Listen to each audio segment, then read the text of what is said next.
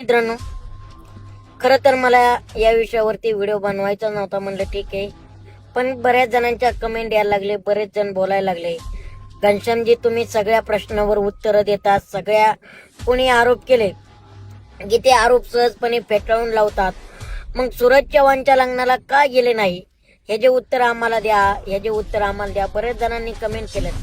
तर मित्रांनो, त्याचं आज मी तुम्हाला एक कारण सांगतो. आणि विशेष म्हणजे मलाही त्याच्या लग्नाला जायचं होतं मित्रांनो. पण खरं सांगतो की माझे जे काही दौरे चालू होते, माझे 3 महिन्यासाठी TV9 मराठी बरोबर ॲग्रीमेंट झालेला आहे की शो सोडून मला कुठेही जाता येत नाही.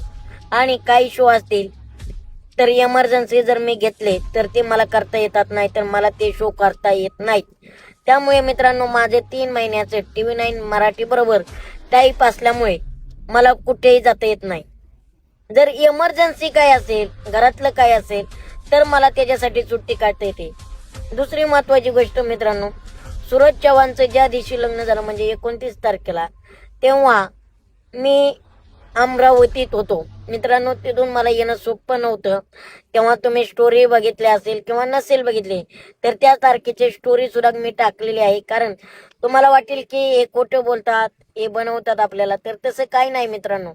त्यामुळे प्लीज कोणी ट्रोल करू नका की सूरज चव्हाणच्या गरीबाच्या लग्नाला तू गेला नाही, अख्खा महाराष्ट्र फिरतोस, असं काही नाही मित्रांनो.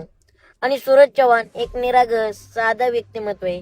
त्या भावाच्या पाठीमागे तर आमच्या कायम शुभेच्छा, आशीर्वाद जनतेच्या आहेतच, पण माझ्या सुद्धा शुभेच्छा आहेतच. आणि कसं आहे मित्रांनो, मी जरी त्याच्या लग्नाला गेलो नसलो तरी शुभेच्छा मात्र नक्कीच माझ्या त्याच्याबरोबर असतील.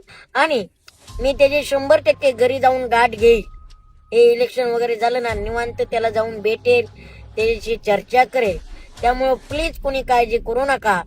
आणि मी का लग्नाला गेलो नाही याचं तुम्हाला उत्तर मिळालंच असेल. असं काही समजू नका तो गरीब आहे म्हणून मी गेलो नाही, किंवा बाकीचे प्रत्येकाच्या मागे काहीतरी कामं असतील काही त्याविषयी, त्यामुळे मला जाणं जमलं नाही. प्लीज मित्रांनो, तुम्ही समजून घ्या, ही अपेक्षा करतोय.